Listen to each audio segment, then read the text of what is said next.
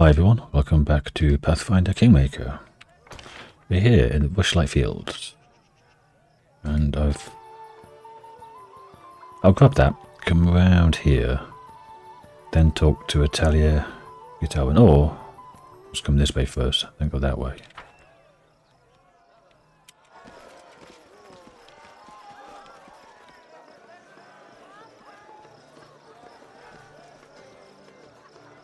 I think Atalia Guitarwin is the head. Done that. Of the College of Arts in Pitax, where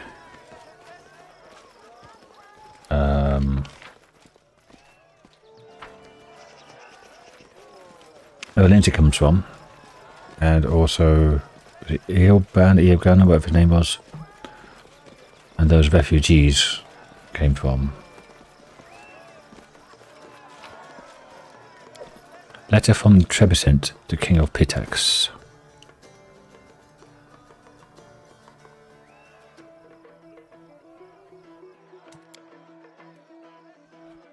Most wise sovereign of the most thriving kingdom, I hasten to inform my king that the secret mission with which you graciously entrusted me has reached its destination. This place's name sounds far from the music of heavenly spheres, and never would I dare risk insulting your eyes with the image of ignoble syllables. But for the sake of accuracy, I must inform you of our location. The settlement is called Littletown, and rightly so, I must add. The inn we have settled in for the night is located at the edge of the forest.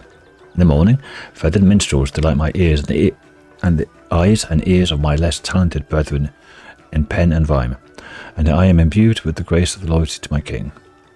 Though the same cannot be said of the above-mentioned brethren, whose unworthy mouths have their destiny expressed dissatisfaction with their fate. As for me, if it be the royal will, I would kneel before you and read my most refined sonnet, inspired by the local nature, which I enjoy at your command. I humbly assure you that my king will never be affected by the shadow of doubt over the fairness of the decision to send your obedient servants on such an important mission, which all of us, by the way, and me most of all, are ready to start immediately. With my lowest bow to your highness, Trebiscent of Cordelon. Oh, that was hard to read for some reason. Right, what do I have? I've probably missed something. Oops, stop doing that. Alright, let's come down here again.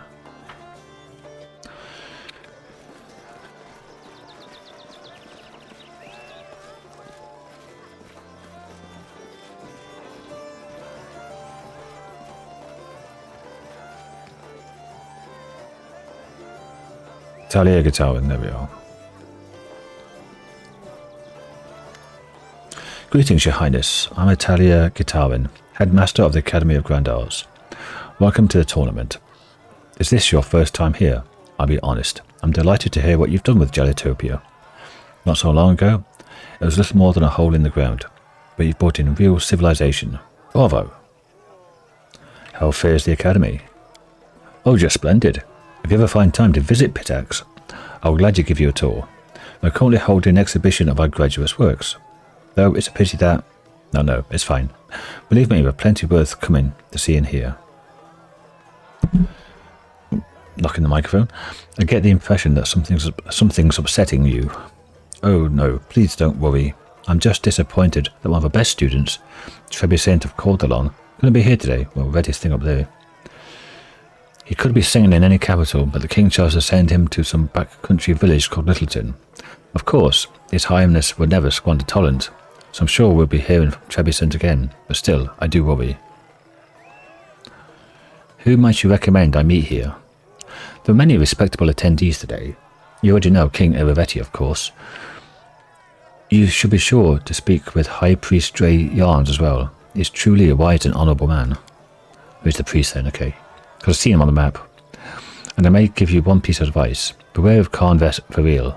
He's the guy down bottom right. He may be business partners with King Iravetti himself, but those who deal with him usually find themselves in a bad way. Since he showed up in the city, our dear captain of the guard, Ursai Kalis, so much more work to do that he, until he stops covering a mouth. Forgive me, I've probably said too much. Okay, let's talk to Ursay. Annameade, bard who's just down the road here. And then go and talk to that guy again, Khan Varil. Lindsay has some interesting news for you. Yes, Professor Earbold has found refuge in our capital. And you know what? He's writing his memoirs of his time in the academy. I'm sure it'll be an entertaining read for everyone in Pitax. No, all of Aristan. A book, you say? How brave of him. Hope he doesn't neglect to include all the details of his dismissal. Talia's voice is ice cold and bone dry. What details? What do you mean? Erivetti kicked Professor Earbold out just being too smart, didn't he? Out for just being too smart, okay. I'm sure that's exactly how he described it. They call him insightful for a reason, after all. Anyway, forgive me, but I've no interest in discussing this topic further. If you'd like to exchange idle gossip, I'm sure that you'll find more willing and interesting company here. I suspect you know to whom I'm referring.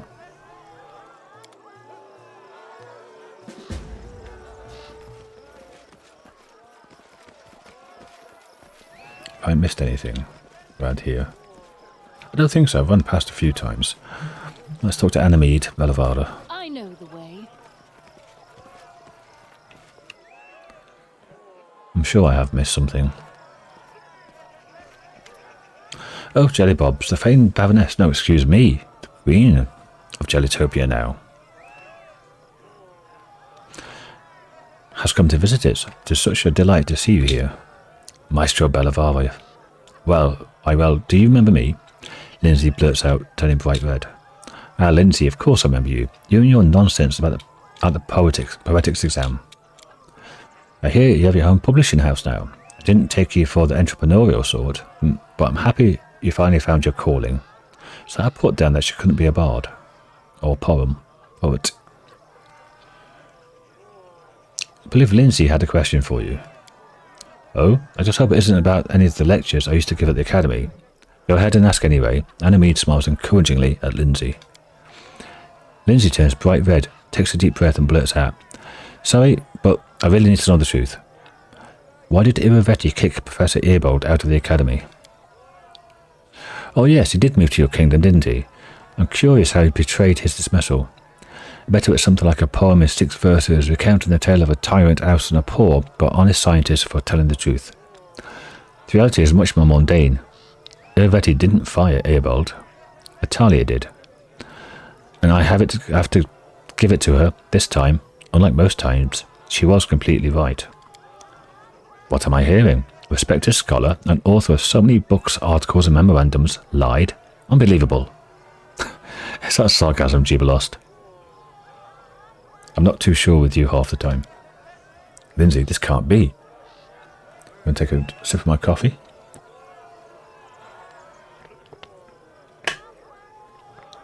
Why did Atalia expel Earbold? Well, Earbold is a very fine teacher, of course, but pays too much attention to how his favourite students perform in class, and not enough in their extracurricular activities. Why worry if they steal a trinket here or there, or maybe rough someone up on occasion, so long as their poetry and music are exemplary? Predictably, this led to a sad end. What was supposed to be just another innocent joke from one of his favourites, Alondi. That's the kid we expelled, because he was bullying Lindsay at the academy. Led to someone's death. Wow. It was an accident, certainly. The kids just underestimated their own strength.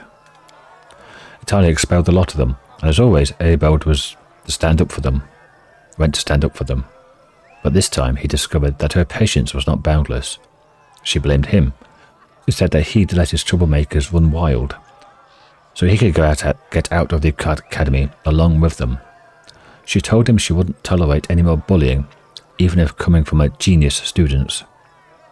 I understand it's odd to hear won't tolerate from Atalia Gitarin, but that's what really happened. Pale, Lindsay looks at Annameade with huge eyes, unable to utter a word. If Irivetti didn't banish Aebold, then why did he send those cutthroats after him? He planned to return the old man to Pitax and make Italia reinstate him into the academy, or failing that, he at least wanted to keep him from going to you. Aebold the Insightful is a prominent name. Of course, Irivetti would want the teacher serving him rather than his neighbours. In the hands of a ruler, even death is political currency. You sound surprised, Harrim, you really do, as if you haven't realised this already. Though none wish to recall that sooner or later, fate will use it to pay them as well. Why would Italia hide the circumstances about Aebold's dismissal? She doesn't like to discuss the Academy's internal affairs. Behind that neat facade, there are too many events she's looked the other way on over the years, all in good faith, of course. Thank you for telling us the truth. Unless it's not the truth, but it sounds like it is. I'm not sure you should be thanking me. I see poor Lindsay is not too happy with this truth. Hey, come on, go, cheer up. Being disappointed by people is practically a professional necessity for people like us. Oh, she does see you as a bard. Or a journalist, or perhaps both. But I think bards were back in the day.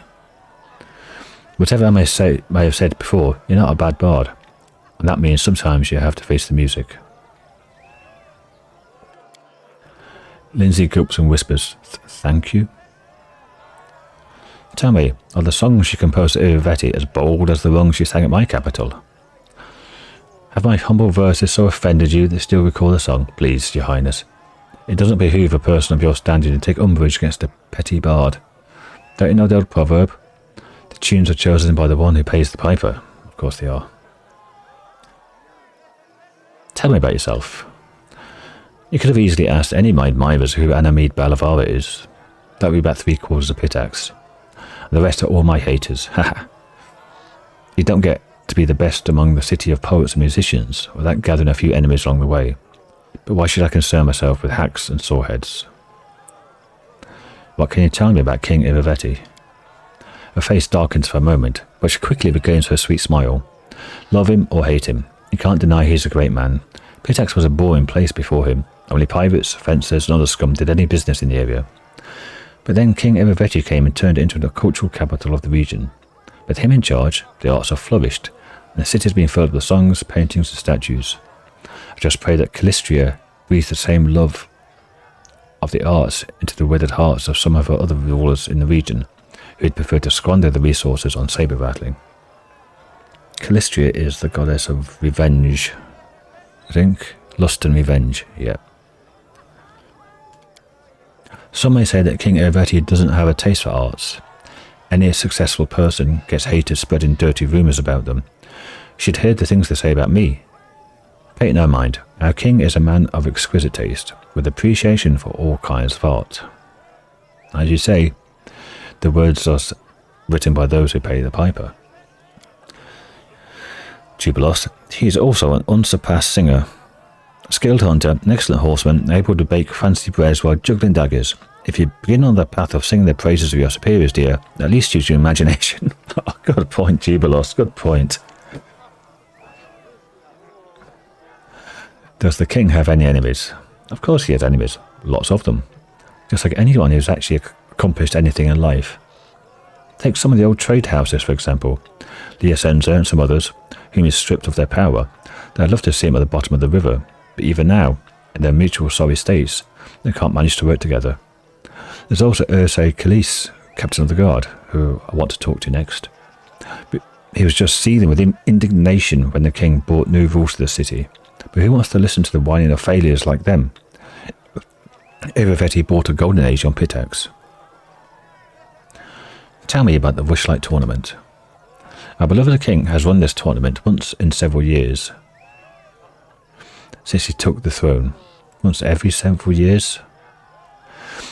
Guests from all over the river kingdoms come for it, from Daggermark to Mivon. It's a pity Brevoy didn't honour us with the representation this year. I guess the Eldori aren't in a very festive mood right now. With me. On the bright side, we get to host you for the first time. And Calistria willing, it won't be the last. Who might you recommend a meet here? That depends on what you're looking for. If you're in the mood for pleasant company, well, you've already met me. If If you're in the mood for some Schadenfreude, you could perhaps listen to the whining of Gaspar Licenza. Yeah. Oh, that's who I was talking to, right. His family lost the Pitaxian crown in a card game. Oh, we read about that in one of the books we picked up. How Iravetti won the kingdom in a fixed card game. Or maybe Atalia Gitaran, where he talked to.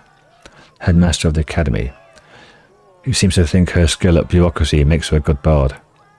And if thrills are what you're after, especially the shivers down your spine kind, try speaking with Khan Varil, head of the Thieves Guild. Ah, he's the one down there. Okay. Farewell. Enjoy the celebration. I can't believe it. The teacher lied to me all this time. I'm going to learn the truth as soon as I get back to the capital. Okay. That's the previous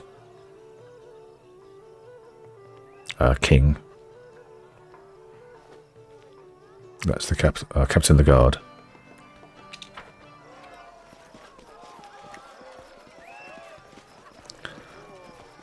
Already talked to Stefano last episode.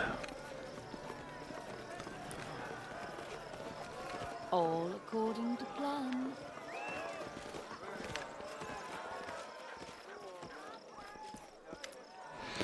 An elf in leather armour scans the crowd intently. He seems to be the only one at this celebration not participating. He's also the only one beside the guards whose weapon isn't sealed. Your Highness, welcome to Pitax. Ursi Kalis, Captain of the City Guard, at your service. You don't seem to be enjoying the celebration. This is a celebration for you. For the City Guard, it's just another work day. And right now, our work is preventing disruption of the festivities.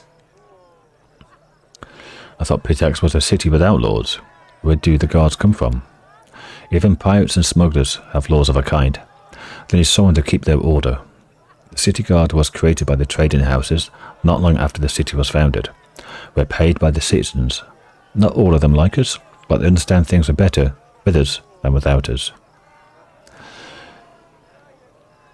Iravetti seems to have a tight grip on his power over the city. Oh yes, the trading houses hate him, of course. But, well, first and foremost, he has hostages. Second, each of the families is afraid to act alone, but they're all incapable of acting together. Gaspar Licenza tried to unite them, but to no avail. It's probably for the best, frankly. The last thing we need is combat in the streets. Iravetti can be blamed for many things, but at least he took power quickly and without carnage. Now, Iravetti's enemies have nothing to do but sit around like the High Priest Stray Yarns, praying for Calistria to send her giant holy wasps down to take him away. Who might you recommend I meet here? That depends on the purpose of your visit. If you're here on business, well, you already know King Iravetti, of course. But it would be worth your time to speak with Gaspar Licenza too. The trading house may have lost much of their former power, but they're still capable of many things. And if you'd like to partake in the renowned culture, then Annameade Bellavara, the most famous bard in the city, and Talia Gitaran as well, and Master of the Academy. Just take care, they can't stand one another. Okay, I should be able to do this. Yeah, I've got 48. Is he not pleased with the way Iravetti rules? Nice experience. Elf looks around carefully, not so loud. Iravetti has ears everywhere. But if your highness must know, so be it. My fellows and I serve the city, not the crown, not the trading houses, not whoever has the biggest purse, the city. This dump we call Pitax, and all the poor fools who swarm around it. Former kings understood this. They're the ones who arranged it in the first place. But when Iravetti took charge, he thought the city guard would be his personal cutthroats. And once he realised this wasn't the case, he started doing everything in his power to make our jobs harder. Now he has his personal guard he formed, who are above the law of following the orders of a barbarian. Then there's Khan Varil, with his so-called thieves guild. Scumbags flooded the entire city with an Amirian drug, blood rush extract. The poison turns people into a mindless sheep. Our former king understands that even Pitax needed some bare minimum of order to avoid falling to pieces and floating down the river. But Iravetti seems on track to burn the city to the ground.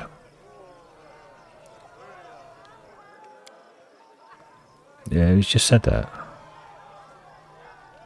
Okay, farewell. Be careful.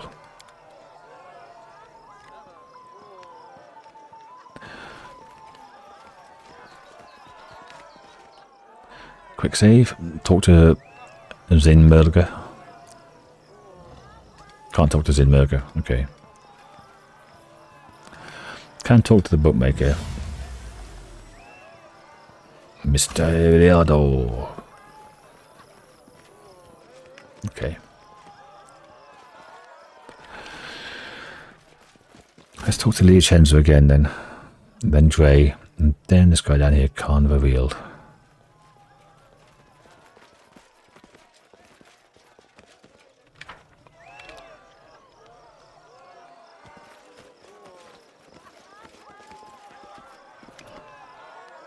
My regards, Queen Jellybobs. Gaspar Liachenzo at your service. He wasn't this like this last time. He was all kind of me. Tell me about yourself. I'm the head of the Liachenzo family, master of what remains of the Iron Fox Trade House. Strange name. It's the name of my own company. Before Iravetti took the crown, it would have been my family receiving you at our house. Alas, we're simply guests at the celebration now. What caused you to lose influence? It's a dark and sordid story. I swear I'd give my life to earn the full truth of it. Pitax was founded by 4 families and ruled by the 4 trade houses for centuries. We quarrelled from time to time. Of course, our property didn't always change hands peacefully, but none of us would dream of impinging on another's family's lawful rights. Then Iravetti appeared. We underestimated him, thought him nothing more than another adventurer like the thousands of others in the region. He handled matters quickly and chaotically, with assets running through his fingertips faster than chips at a card table. His wealth grew rapidly, but he still wasn't a big fish, for a while at least. He invited representatives from all the trade houses to play cards. No one really knows exactly what happened, but by morning, he owned most of their assets, including the crown. They suspected a rigged game and sent representatives from the families to discuss the matter with him. Then a wave of disappearances rolled across the city. My brothers, the former kings of Pitax, disappeared, along with many other honourable people. And Iravetti made it clear that the lives of his hostages would depend on our obedience. He was king, and our wealth and power lay in ruins. The citizens of Pitax seemed to love Iravetti. It would seem so, wouldn't it? Yet appearances can be deceiving. Yes, he's made many rich and happy, but there are many more lives that he's dragged through the mud for his own endless celebration. Trust me, there are many who will gladly put an end to his rule, but the king has so many spies that everyone's afraid to even discuss it. Ask the head of his precious academy, Atale Gitaren, what she thinks, or maybe High Priest Dre Yarns. You see their mouths shut tighter than an oyster shell. Who might you recommend I meet here? I'd do better to tell you who should avoid. There's a gloomy, stickly-looking gnome wandering about, Khan Varil, chief of the so-called Thieves Guild. He's Iravetti's primary business partner. They understand the word business quite broadly. You said so-called Thieves Guild. What is it he really does? Certainly not picking pockets. The fellow came from Nymeria shortly after Iravetti started his reign. I won't lie, the Pitaxian trade houses occasionally made some questionable deals, but before Iravetti, those like Varil were driven from the city faster than they can say the first dose is free. The man's a drug pusher. He sells the blood rush extract. They say it enhances all senses extraordinary and evokes vivid visions, but also affects minds and could be toxic if in repeated doses. I saw those who overuse it. They cannot put 3 words together. Because of Varil, half the city's youth is on his trash. And Iravetti's pleased as punch about it. The more time the citizens spend in altered states, the fewer questions they ask. The gnome also uses his own product. It affects both the body and the mind. He fears his own shadow. Seeing deception and trickery everywhere. Those who deal with him hope for fabulous profits, but they more than often end up at the bottom of the river. Okay. Let's go and talk to the High Priest after another sip of coffee.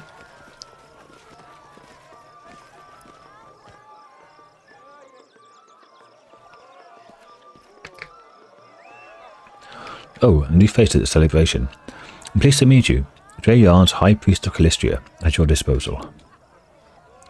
Harry mumbles, vanity, futility, vexation of spirit. Do many Pitaxians worship Calistria? Of course. She's been the patron goddess of Pitax since its founding. The goddess likes our joyful town, and its citizens love her in return. If you ever visit Pitax, you would surely enjoy the proud spikes of her cathedral. It's the most beautiful building in the city. Who might you recommend I meet here? There are many prominent people here as usual. My first recommendation would be Maestro Annameade. Many would give their lives to exchange words with her. She is Pitax's best singer and the finest of his women. Calistria is the goddess of revenge. I'm sure many mention Irivetti in their praise to her, and probably not with the kindest words. You're well versed in matters both spiritual and political. Of course, it is not my place to say what people pray to my lady for, but you're right that many would wish to revenge upon him. To be honest, our temple has only benefited from his rise to power. Irivetti isn't stingy with his donations, and the celebrations he holds are beyond all praise. The king himself, though, his exorbitant pride is irritating. Calistria dislikes those who would place themselves above the gods. Now, I wouldn't be surprised if she teaches him a lesson sooner or later. That I could deal with, though. There's something else I find harder and harder to tolerate. You see, the goddess patronizes bodily love, but only that given voluntarily. It is sometimes difficult for me to protect our young priests and priestesses from his unsolicited attentions. I fear to imagine how hard it must be for our beautiful Annameade, or what Atalia Gitarin must deal with. The king has said often mistake the academy for his personal harem. Right. He fit in well with the Ecclestons and Epsteins and Prince Andrews of our world. I've heard you're not exactly happy with Irivetti's reign. The priest looks away. Oh no, I've no issue with his reign. He's a generous donor, and celebrations he hosts are beyond praise, which you've already mentioned twice now. And this is almost word for word, it's what you just said. The king himself, though, his exorbitant pride is irritating, because he dislikes those who would place themselves above the gods, and I wouldn't be surprised if she teaches him a lesson sooner or later. That I could deal with, though. There's something else I find harder and harder. Yep, it's exactly the same. Exactly the same. Farewell. May the grace of the goddess always be with you. Okay. Let's go down here. And that'll be everyone we talk to, and then we talk to the Master of Ceremonies, Nuncio Arpea.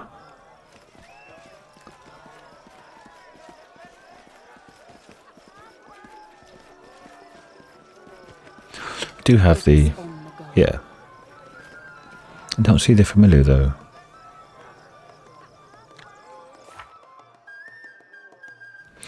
It's counted. Okay. I know the way. There's it here. Do a quick save.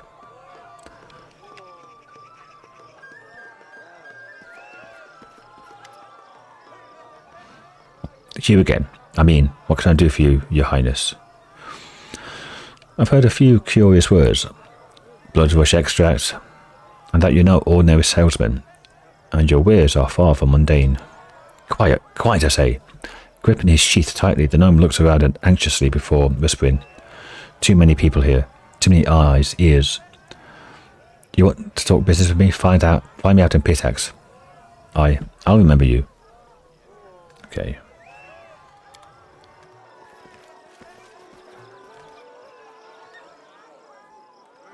Right.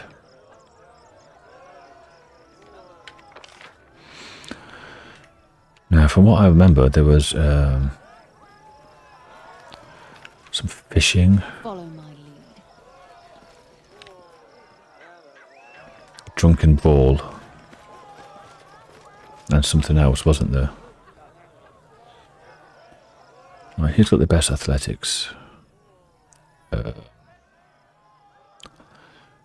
Obviously Annameade. Let's have a look at Annameade's athletics.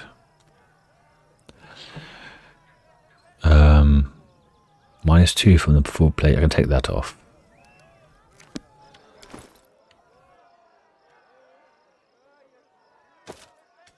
Okay. And strength isn't it athletics? I got +6 belt enhancement for that. +7. Altogether. So we can't enhance that. I can give you heroism. +2 bonus on attack roll, saves, and skill checks. I wrote it like I saw it. Indeed. Do you heroism? Do you for law? I might as well do everyone.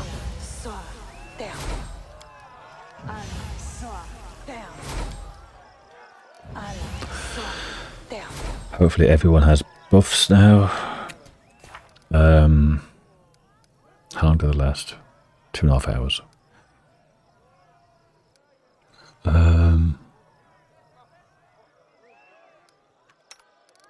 I don't think I've got anything that can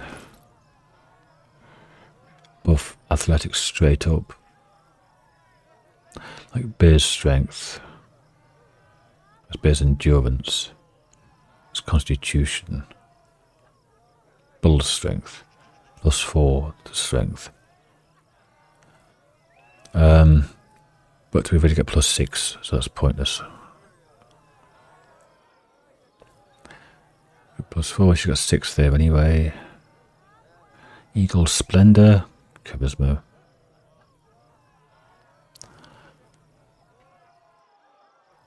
The Fox's Cunning is Intelligence. It's all +4s by the looks of it. Oh, that's where my protection from hours was. It's just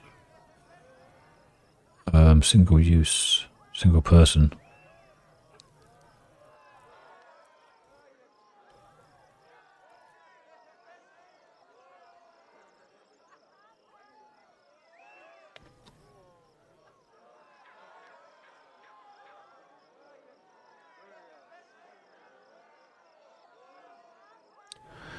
Okay.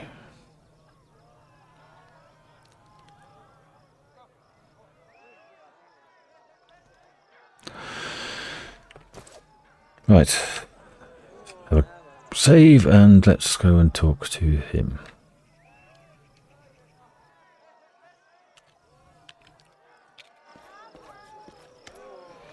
Your Royal Highness, welcome to Rushlight Tournament. My name is Nonzero Opheya. I have the honour of being His Highness King Erveti's Master of Ceremonies. You could say the organisation of this tournament rests on my shoulders. If you need anything, I'm at your disposal. Tell me about the tournament. Since starting his reign over Pitax, His Highness King Erveti has held this tournament once in several years. Once, as in only once. No, because other people have been before. It's once every several years, inviting guests from the high society of nearby kingdoms to attend. Today we have guests from Daggermark, Mivon, Grelton and Timon. Unfortunately, Brevo did not honour us with their representatives this year. It is entirely possible that recent events and the stressful political climate have put them in a less than festive mood. But we're pleased to have your Highness in attendance for the first time. I hope not the last this year. What events are on the schedule? The tournament consists of 3 contests. First, the participants will display their strength and dexterity in a vicious triathlon, a tribute to local crafts and trades, so to speak. Then we'll be measuring competitors' wits in the boasting contest. There's a reason we're the cultural capital of the region, after all. And finally, the evening will wrap up with some mock combat in the drunken melee. Then His Majesty will announce the winner of the tournament. We'll all enjoy a festive banquet, followed by a splendid fireworks show. And what about flighting? I'm good at that. Flighting was likely cancelled due to my arrival, I expect. More's the pity. I lost the chance to earn my second death sentence. What is flighting?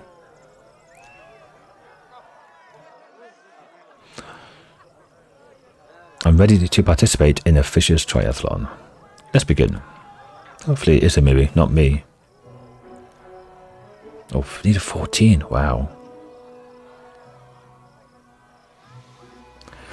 Trumpets sounded over the arena, announcing the commencement of the Fisher's Triathlon. We were to distinguish ourselves in 3 sports, if you could call them such. You be the judge, dear reader. The first round was fish carrying, if you can believe it. They built narrow bridges over pits of mud and placed barrels in either end, one side filled with fish, the other side empty.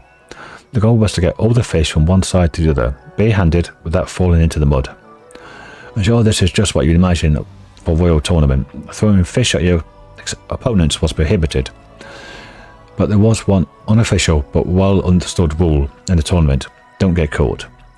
We had to decide which of us would participate, as well as how fair we wanted to play.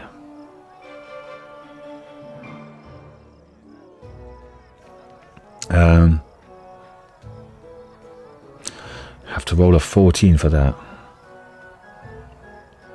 Try to cheat by discreetly throwing fish at our opponents.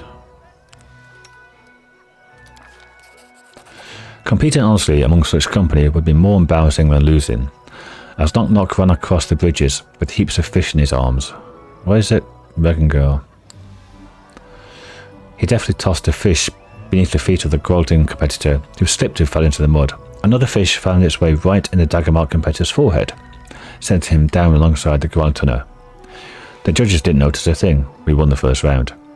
The second round was untying knots. Competitors would be tied up on poles resembling ship masts.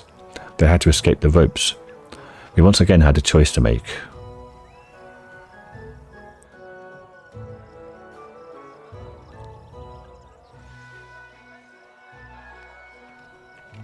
Yeah, let's do this. We noticed a sharpened coin glistening in the dagger-marked competitor's mouth, and the grolting participant had a blade in his hand. We exposed the cheaters, leaving us with fewer rivals.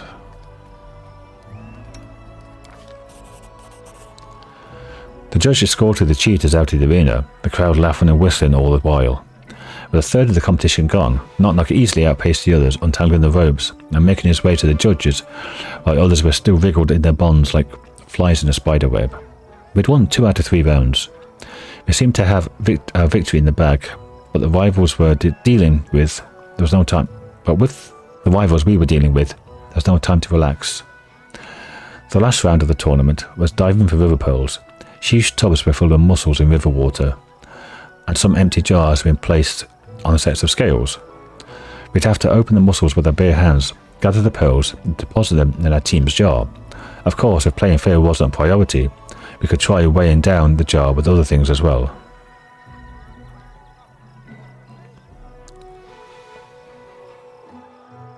Ooh.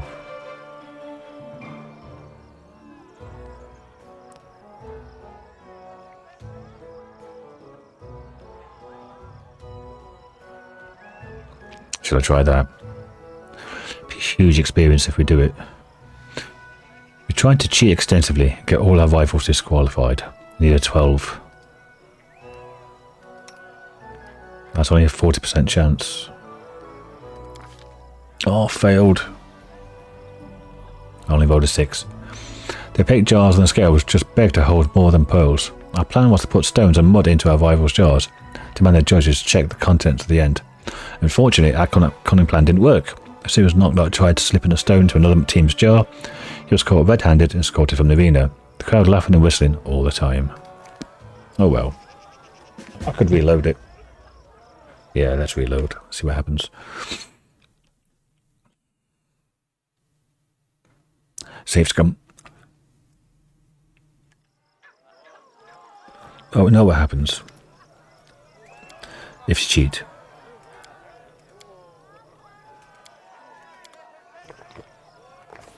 Alright. Did the first ones again, as before.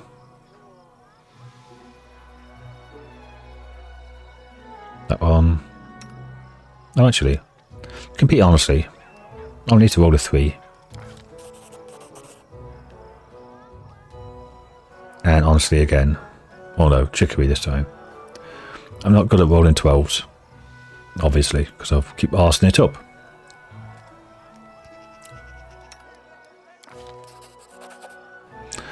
Knock Knock bravely dove into the muddy water and started opening shells, breaking his nails in the process. He put fistfuls of pearls into his jars as fast as he could, slipping in an occasional pebble, pinch of sand, or dollop of mud when possible. Once time was up, his jar was the heaviest, a victory for us. Soon we stood on the pedestal as the judges awarded our team the victory. We were wet, muddy, and smelled of fish, but we grinned with joy all the same. Second contest. Boasting. Okay. Everyone ready? Let's begin. The tournament continued with a boasting contest. The first participant, a man from Daggermark, stepped up to the podium and told a raunchy story about him sneaking into the temple of Calistria and seducing all the priestesses, including the high priestess, in a single night. The crowd was particularly amused by the suggestive glances he kept casting towards one of the guests from Timon. She simply smiled mysteriously in response. The second participant was a guest from Grelton, who told a completely implausible tale about his travels across other planes, where he battled undead hordes and defeated a blood-curdling monster. He was an average storyteller at best. He'd be lucky to get a C for that story at the Academy, but the listeners were inexplicably elated. Suspicious, we took a closer look at the crowd and, of course, we spotted a bard using some tricks and trade and likely a little magic to aid the Grelton man's performance. Yeah, I can do that.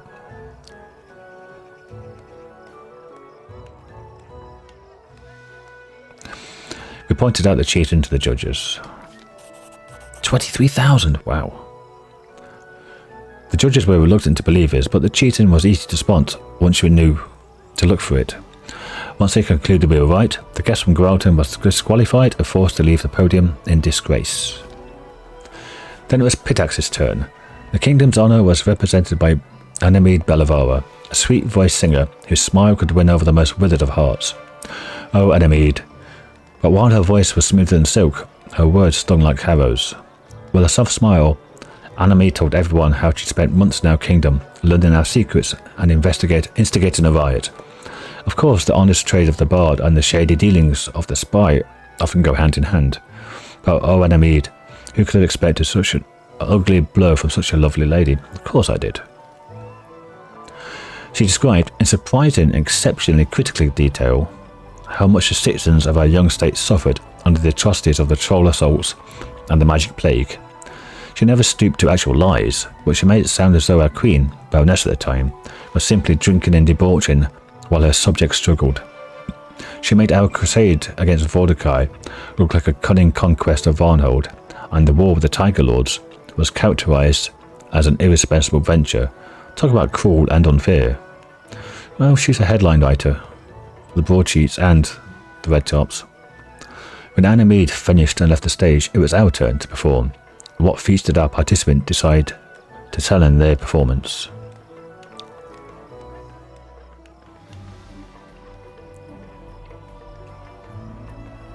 Do this one. She regaled them with tales of her victories over the Stag Lord, the Trolls, Vordakai and Armagh. Proper version. God, look at all these terrible scores. It wasn't easy getting the crowd excited for this story. They were all glorious feats, of course, but that was the problem. The audience already heard them, time and time again. Jellybobs used all the eloquence she could bring to bear to breathe new life into these old stories.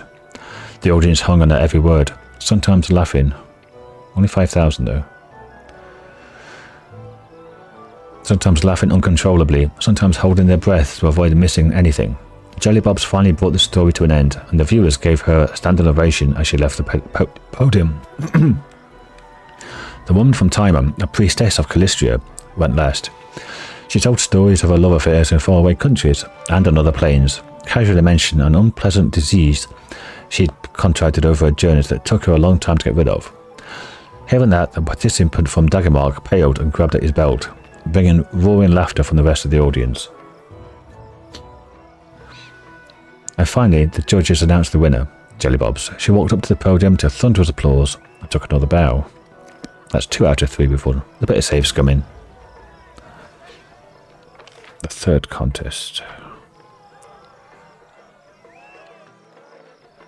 is over here, I guess. It's the bare knuckle fight. Well, there's my centipede.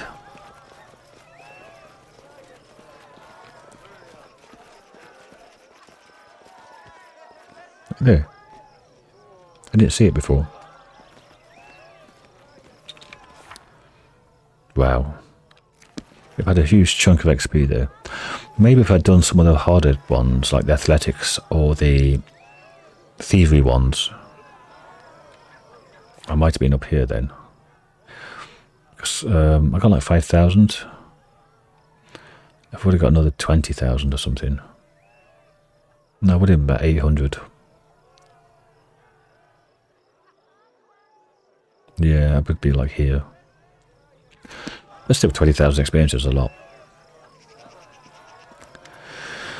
Your Highness, ready to participate in the drunken melee?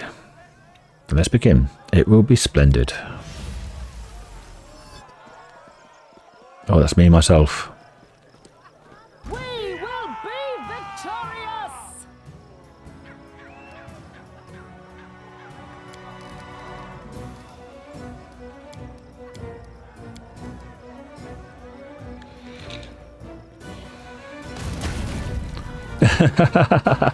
Everyone's just frightened.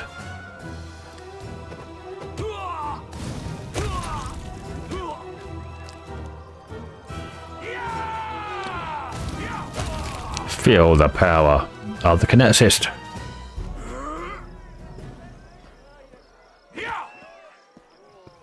Okay. Our victory is certain! A calculated risk.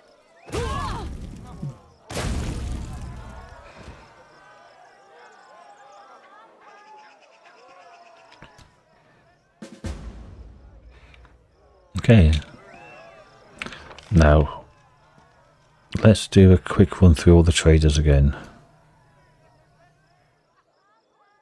In case I've got something.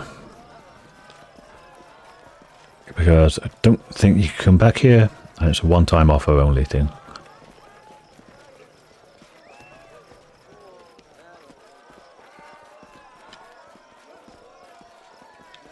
How much money do I have? 104,000. I have spent almost $1 million, or about $1 million. Okay, plus fours. I've bought that. I've bought that. And I've got... and exploring. I bought these two.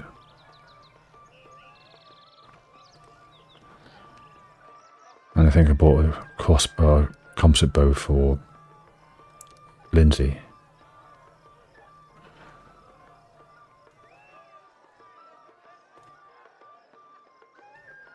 Not like has plus 4 cookeries already. Okay.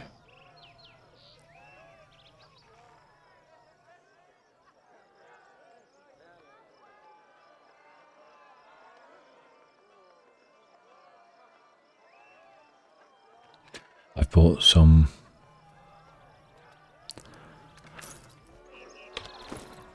aha, I've got nothing. What was I wearing? Mesmerizing robe. That. I bought lots of cloaks here as well, didn't I? That's correct. No, don't need that.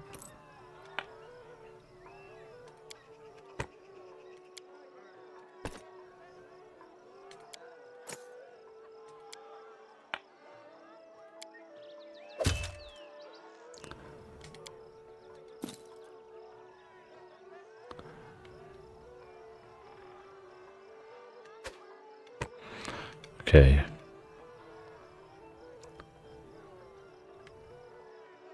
Plus 3 wound protection. Don't need it. Okay. And Pathfinder. Maybe we can put her armor back on.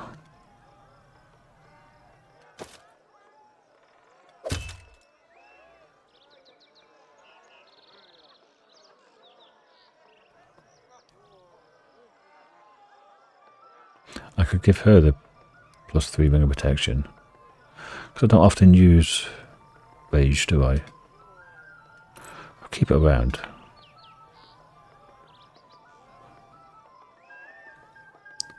How many others is she up with? Oh, that makes them all like Harriman, not knock now, not so far behind. Okay.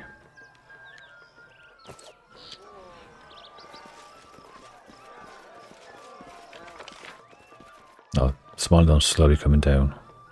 I'm going to talk to this one. Wonder why Smilodon was stuck there.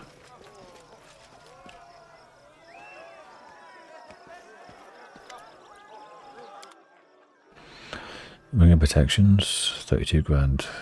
I've got one of them. Automatically makes first, second, third, empowered and extended. Okay.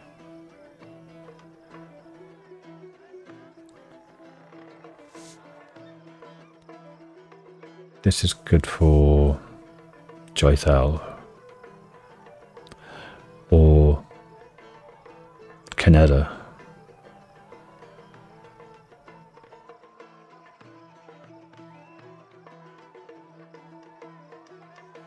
$65 grand though. It's over half my money.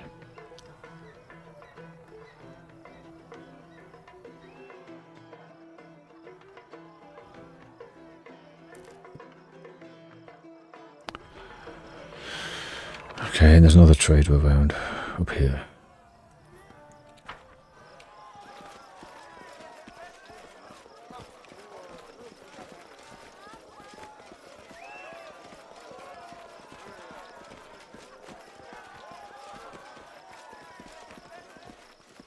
Making sure I've checked everywhere. Oh, there was a book here. I'll pick that up.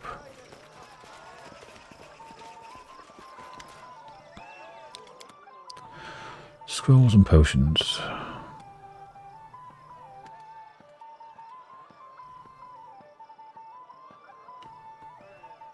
That's what I sold to him. The rods, not that great.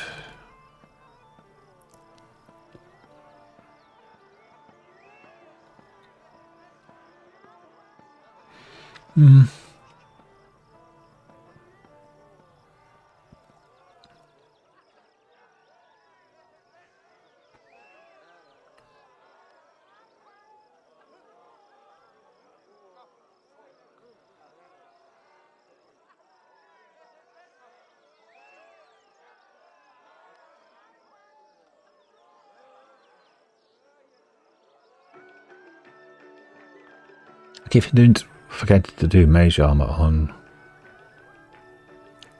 Smilodon, don't I? What's new? Do you have mage armor? You do not. Does it do anything to the Smilodon? Yeah, I should get it.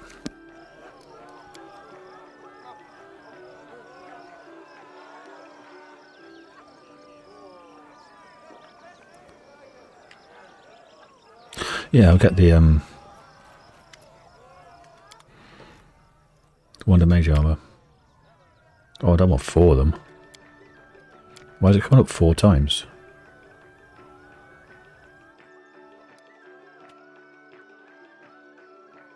50 charges will be enough. Okay. Quiet. I'm thinking. Do it instead of the heroism, I guess. Death Ward's always useful. Stinking Clouds always useful.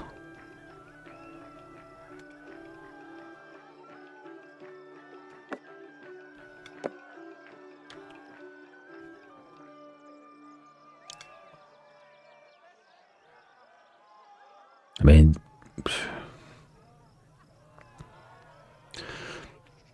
don't only one that's useful for is, I guess, Jubilost or Harim.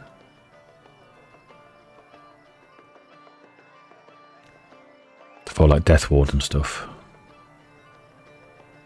Oh, that was mine as well, Ward of the Fearless.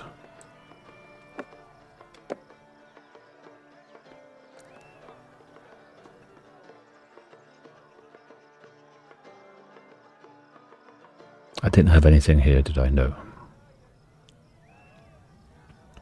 I had these though.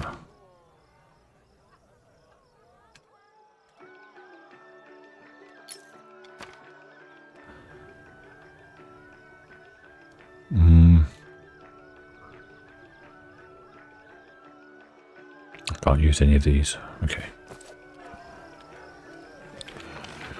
Okay, let's go and hear the results. Why are we going so slow? I'm on light.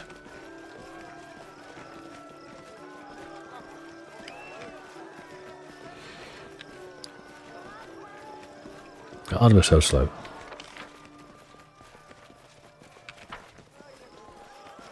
I'm not encumbered.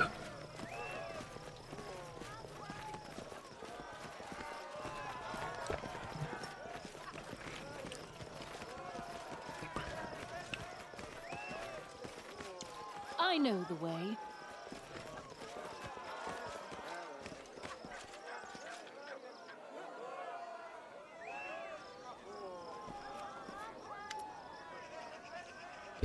The tournament is finished, isn't it? I'd like to know who won. Yes, His Highness is just about to make a speech, announcing the winner. Look, everyone's gathering around now. 12 hours. Lords and ladies, another Rushlight tournament has come to an end. I'd like to thank all of you who honored this event with your presence. My friends, I'm happy to see all of you, but I'd like to give a special welcome to one guest who found themselves invited here for the first time.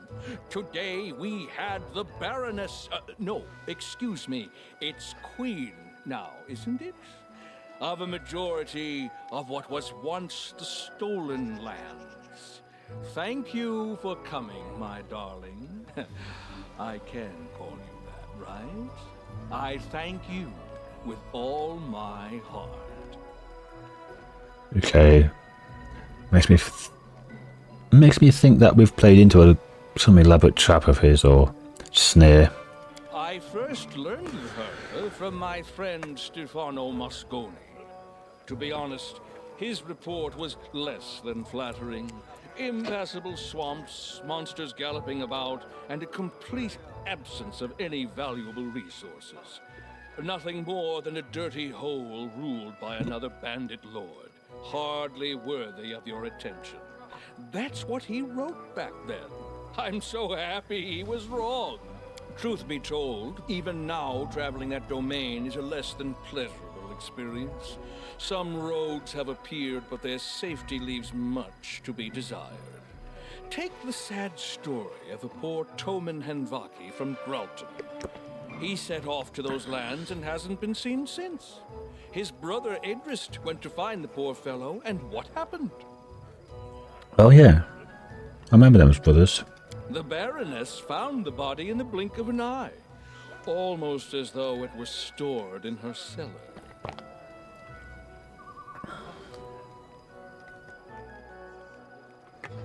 Oh yeah. Got Tuccio's ring.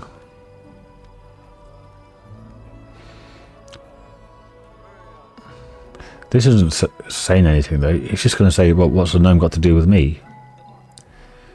Because it's not linking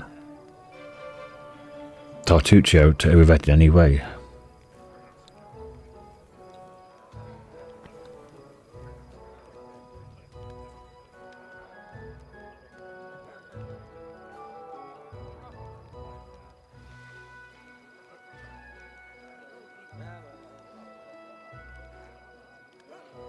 Irivet, my friend, it's uncomfortable how much attention you lavish upon me.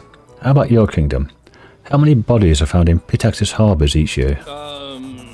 Yes. Well, I believe if we've fallen a bit off topic. All I really wanted to get at was that Her Highness is a personage truly as extraordinary as her lands, and I'm happy to see her at this celebration. And now it's time to announce the winner of the tournament. Don't wind me up, Uvetti.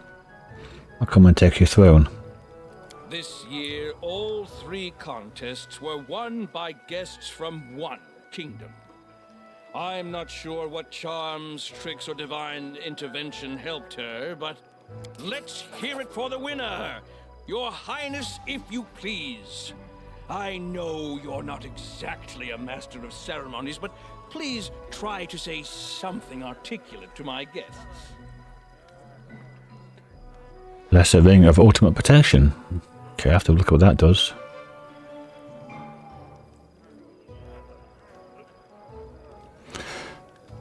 Your Highness, dear guests, attending this tournament was a great honour and a true pleasure. I thank you all for an unforgettable day. Or this one. I hope my victory didn't offend. I do apologise, it's so hard to tone down all this talent. Do the first one, diplomacy. Despite Irivetti's efforts to smear you in the eyes of his guests, the audience is elated. Your speech garners a hearty round of applause. And now, with the competition over and the prize awarded, let's get on with the main part of the celebration. The banquet! I can hear your stomachs growling from here. Let's get to the table, and later we'll see an unforgettable fireworks show. So unforgettable, we didn't see it. Explore the dungeon. Oh, that's open again. Okay. Okay. Wait for news to come. +4 resistance to all saving throws, deflection bonus to AC, spell resistance 19 and DR1.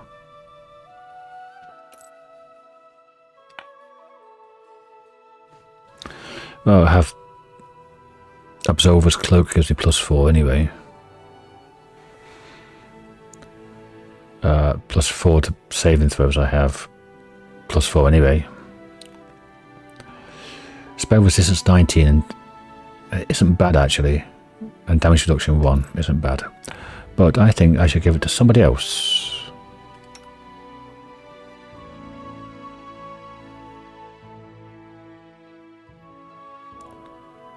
+4's there as well. This will be massive.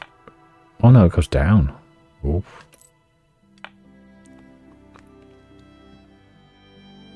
Oh, that was the Ring of Balance.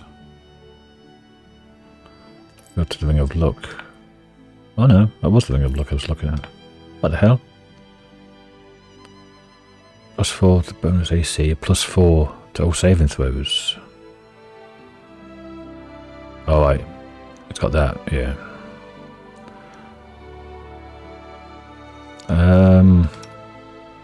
You've got +4.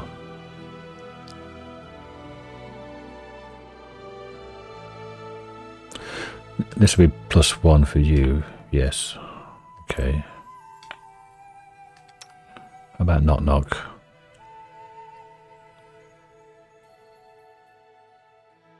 +5. Better than the Ring of Luck then. Let's have a look at his saving throws. They go down.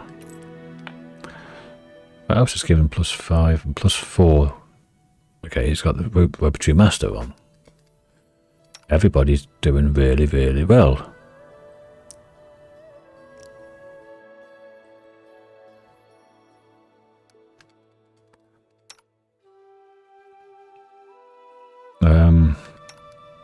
Have him, you got the balance.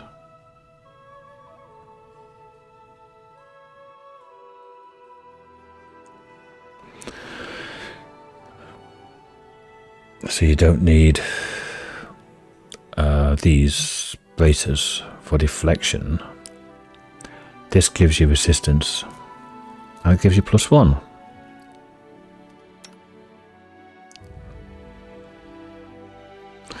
You're the only one getting any benefit out of it. That's only +1 AC. But the spell resistance and damage reduction 1 from all sources. I guess the spell resistance will be good. I don't know how you see the spell resistance.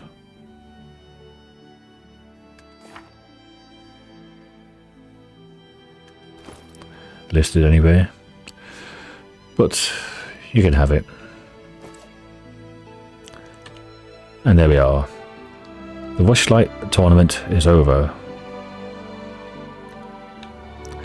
That down there is where those pirates were, wasn't it? And how many of these mysterious shrines have I found? 1,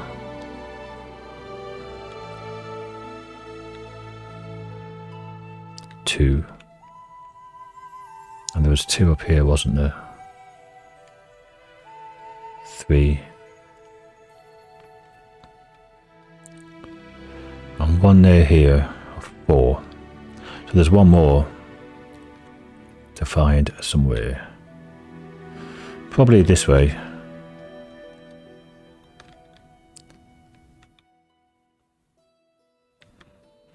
Well, next episode we will be exploring Pitax.